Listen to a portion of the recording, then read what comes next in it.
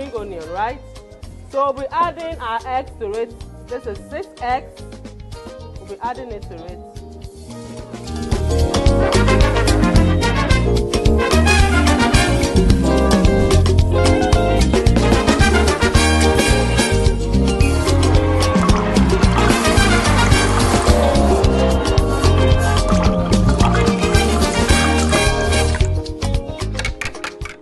So you see how it has beautifully frozen.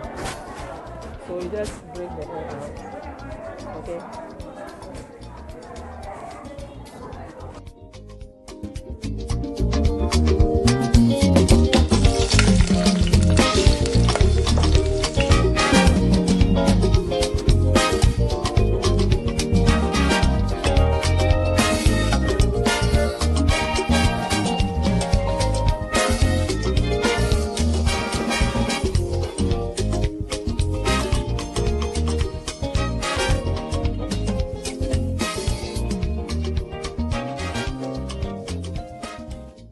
You did so well today with your project work.